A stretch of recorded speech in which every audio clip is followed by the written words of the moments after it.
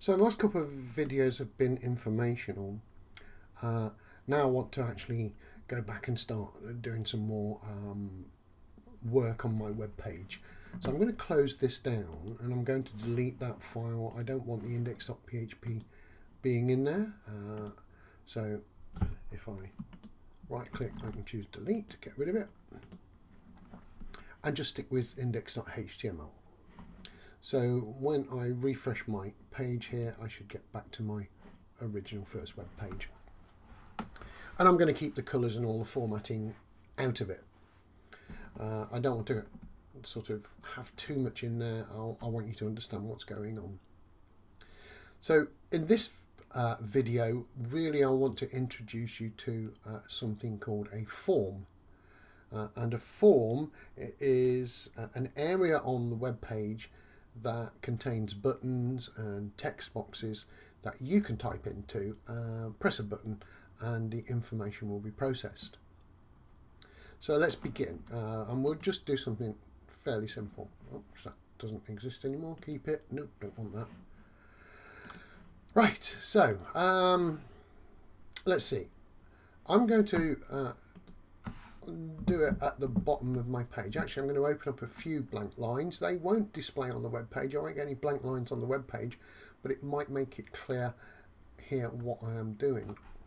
So the first thing I need to do is do the elements. So each form has a form tag and an end form tag. This does not display on the screen. You will not see anything whatsoever. So if I save that and do it, we've got absolutely nothing. We're not even aware that there is a form on the screen. And a form just sort of groups things together. I can have several forms on the screen, but I just need to group things together.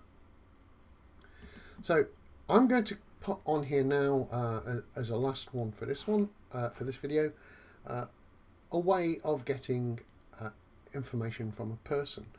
And as with sort of Python and everything else like that, we need to get some input. And the input that we need is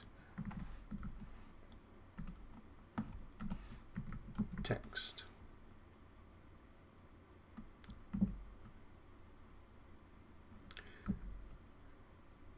So that is the first part. So that is asking for a text box. So if I run it, and then we have a text box on the screen that I can type things in.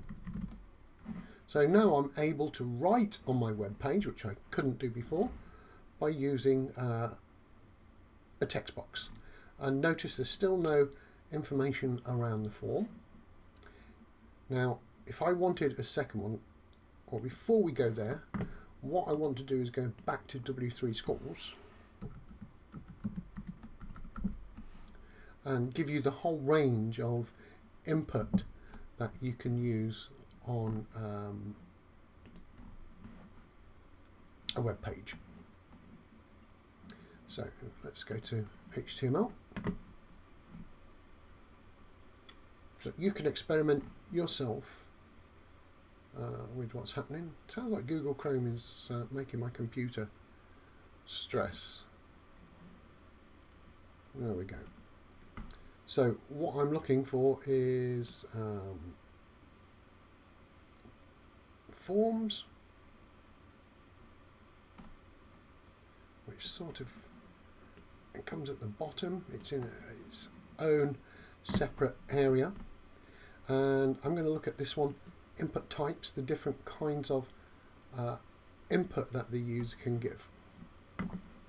So we've used at the moment text box. Now this is HTML5's version as well, so there's quite a few. But in the early days there were just submit,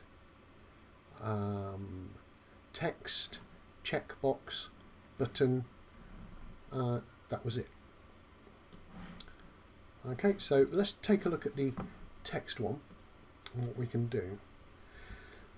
because there's a lot you can do, and there's a lot we need to do, but I think you need some reference to go with it. Okay, so at the moment all we've got is input type equals text, and we finished it there. This one's got name, first name afterwards. Now that is quite important for later on.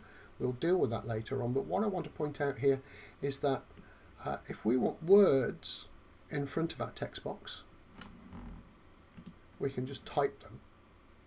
So if I wanted to put first name there, it would place first name before the text box, giving us some information. So let's save that and reload the page. There we go, first name, so it's waiting. Now we can put as many spaces as we like between first name and the input text. You would think that there'd be a large gap here before the text box, and that actually doesn't work. You just get one space. So it only ever does one space no matter how many spaces you put in. So that's not a very nice way of doing it. What tends to happen is that we use the line break statement to give us a break so that the first name appears above the text box. And there we go. So that's a better way of laying it out. And again, if I come back here, it doesn't matter how many spaces I put in there, again, not a lot is going to happen on the screen. It's going to stay pretty much as it is, maybe put one space in. Yeah, I didn't even bother putting one space in. So we use breaks. Now the problem here is that I've used the break here, and I've got the box coming after it. If I just press enter and have first name, then the break, and then the text box, it sort of matches what is on the screen now. It's not going to change when I save it. It's going to do exactly the same thing, but my text file kind of looks like the way I want my web page to look. So save it and refresh. There's absolutely no difference whatsoever. So that's how to put a box on the screen. So that's one input type. So let's go and take a look at another input type, which might impress you a little bit. Input type equals, and this time we're going to have just a button. Now notice these are empty. In other words, there's no end ones. Again, we could choose to put the end tag in like that. Basically, we're lazy and we don't bother. So this time I've got a button. Now if I want this button to appear on the line below, I've got to put a break there. If I don't put a break there, it's going to appear directly after this text box. So we'll see that first. There we go, there's my button. Not a very inspiring button.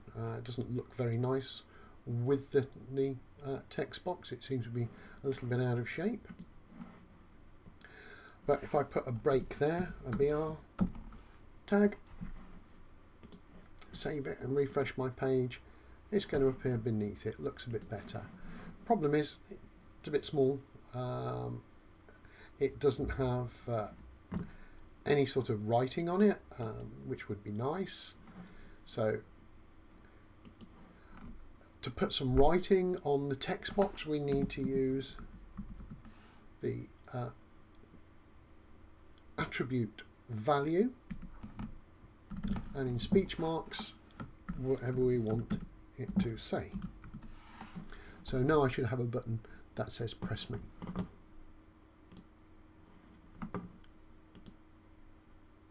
And there we go.